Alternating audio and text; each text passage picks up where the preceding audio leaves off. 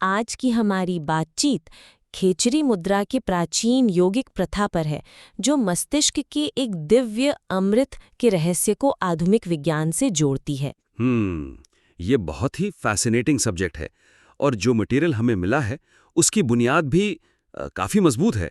तो चलिए सीधे बात करते हैं कि इसे और बेहतर और इम्पैक्टफुल कैसे बनाया जा सकता है। बिल्कुल।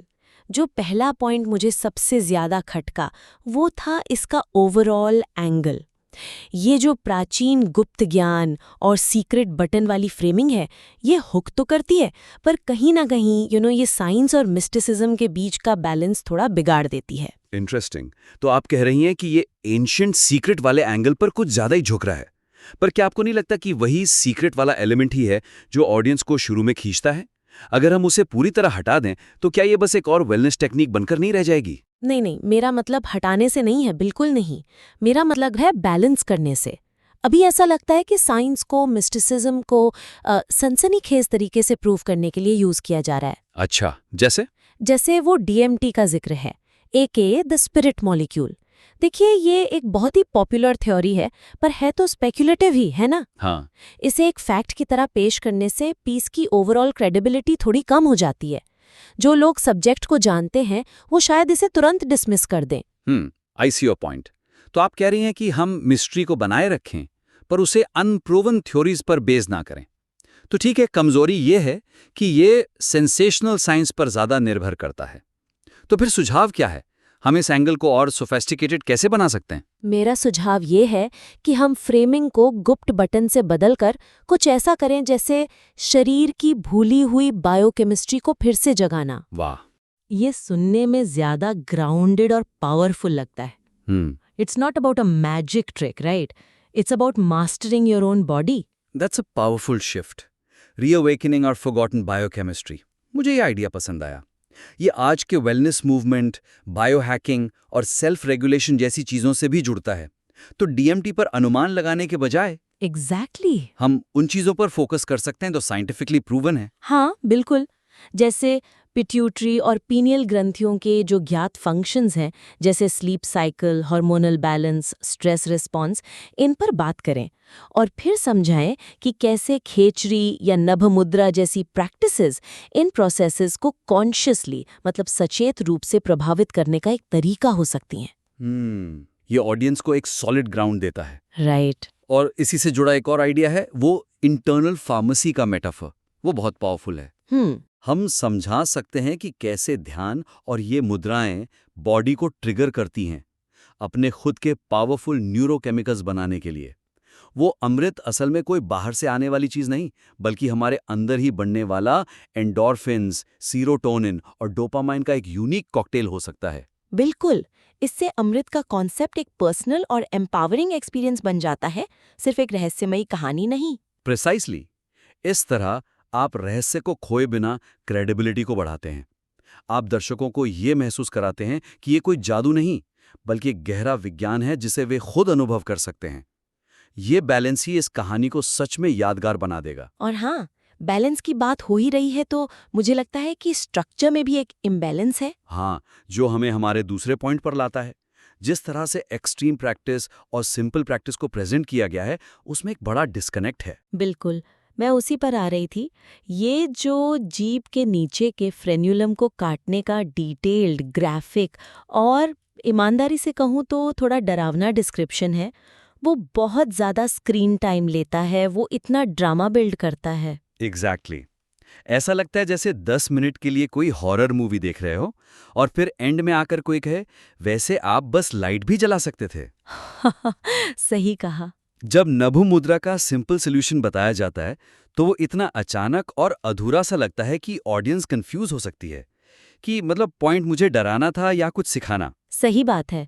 नभ मुद्रा जो कि कहीं ज़्यादा एक्सेसिबल है और सच कहूँ तो अकेली ऐसी प्रैक्टिस है जो ऑडियंस कभी करेगी भी, उसे लगभग एक फुटनोट की तरह ट्रीट किया गया है। उसे जस्टिस नहीं मिलता, पूरा मैसेज ही गड़बड़ा जाता है। तो इस स्ट्रक्चरल प्रॉब्लम को ठीक कैसे करें? क्या हमें एक्सट्रीम पार्ट को थोड़ा टोन डाउन करना चाहिए, उसे कम ग्राफिक बनाना चाहिए? नहीं, मुझे नहीं लगता कि ये टोन डाउन करना इसका जवाब है। ड्रामा भी तो कहानी की अपील का एक हिस्सा है। मेरे ख्याल से सॉल्यूशन रीफ्रेमिंग में है। हमें इन दोनों प्रैक्टिसेस के बीच के कनेक्शन को शुरू से ही एस्टैब्लिश करना होगा। उन्हें एक ही फिलॉसफी के दो अलग-अलग लेवल्स की तरह प्रेजेंट करें।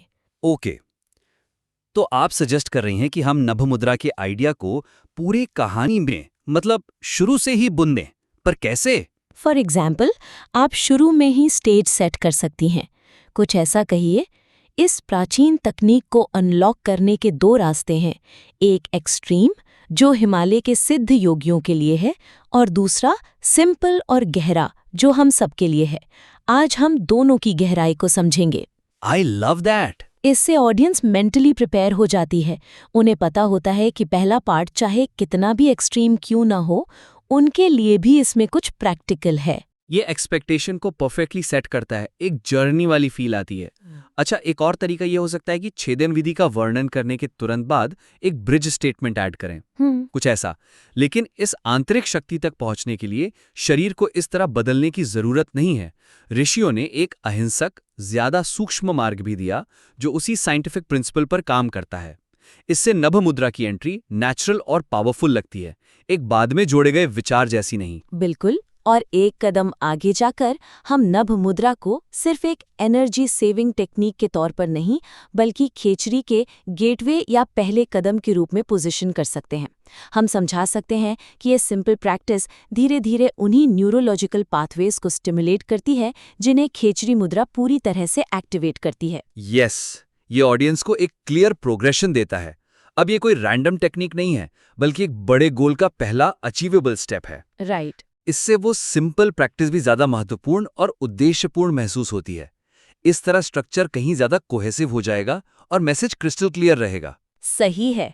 और जब मैसेज क्लियर होता है तो ऑडियंस का कनेक्शन गहरा होता है, जो मुझे हमारे तीसरे और शायद सबसे जरूरी पॉइंट पर लाता है, द व्हाई। एक मॉडर्न इंसान के लिए इसकी गहरी प्रासंगिकता। हाँ, ये तो कोर क्वेश्चन है ना, what's in it for me, मतलब मेरे लिए इसमें क्या है। पूरा पीस ये तो बताता है कि ये क्या है और कैसे है, पर क्यों, मतलब मुझे इसकी परवाह क्यों करनी चाहिए वाला पार्ट अंत तक सस्पेंडेड रहता है। एग्जैक्टली। भूख, प्यास और नींद पर विजय पाना, ये सब सुपर ह्यूमन गोल्स हैं। ये मेरे लिए या एक एवरेज लिसनर के लिए रिलेटेबल नहीं है।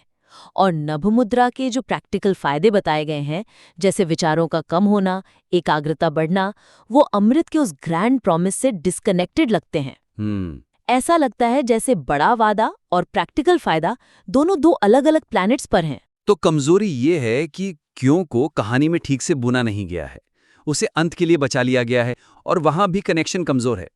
तो यहाँ सुझाव क्या है? सुझाव ये है कि अमृत को ही मॉडर्न दुनिया के लिए रीडिफाइन किया जाए और इस आइडिया को पूरे वीडियो में शुरू से अंत तक बुनना होगा। क्या हो अगर अमृत कोई शाब्दिक जादुई रस न हो, बल्कि एक मेटाफर हो। ओके। एक मेटाफर मन की शांति, न्यूरोकेमिकल बैलेंस और शरीर की अपनी ही हीलिंग मैकेनिज्म की अवस्था के लिए। ये बहुत खूबसूरत और कहीं ज्यादा एक्सेसिबल आइडिया है। एक फ्लो की स्टेट या वो गहरी शांति जो आपको डीप मेडिटेशन के बाद महसूस होती है। That's a powerful shift. तो एक मिथ का पीछा करने के बजाय आप एक measurable, desirable state of being का पीछा कर रहे हैं। प्रिसाइसली। और इस आइडिया को हम नैरेटिव में आसानी से बुन सकते हैं। उदाहरण के लिए, जब आप पिट्यूटरी और पीनियल ग्रंथियों पर चर्चा कर रही हो, तो उसे मॉडर्न लाइफ से कनेक्ट करें। मेंशन करें कि कैसे मॉडर्न लाइफ का क्रॉनिक स्ट्रेस, मतलब कॉर्टिसोल, इन ग्रंथियों के फंक्शन को नेगेटिवली अफेक्ट करता है। और फिर आप ब्रिज बनाते हैं और यहीं पर ये सिंपल प्रैक्टिस काम आती है।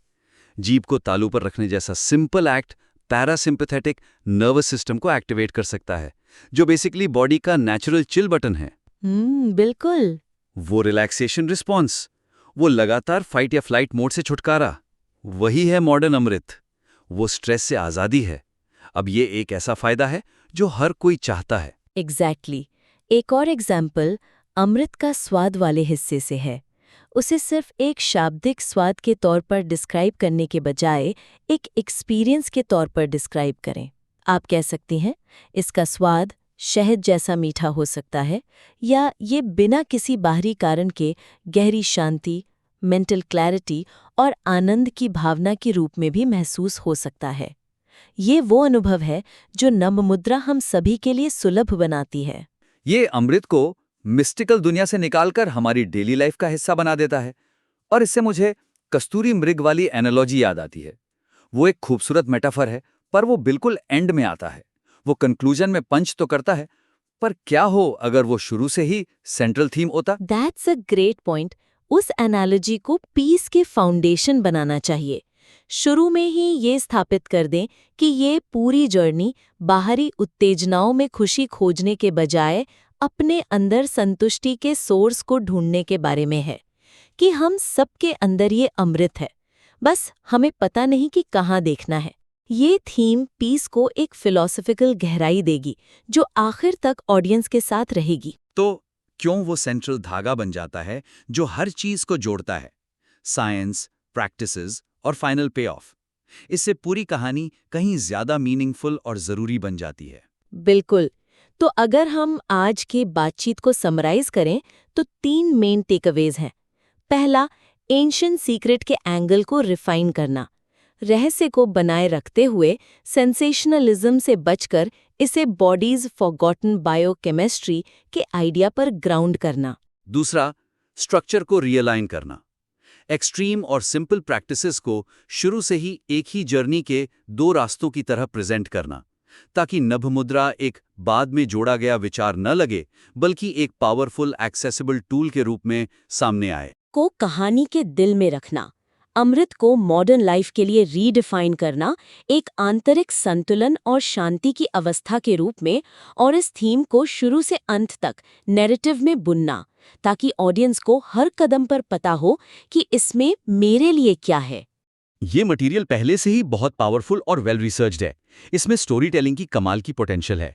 ये सुझाव इसे एक फैसिनेटिंग कहानी से एक सच में ट्रांसफॉर्मेशनल मैसेज तक ले जाने में मदद कर सकते हैं। हमें आपके संशोधित काम को फिर से देखने का इंतजार रहे।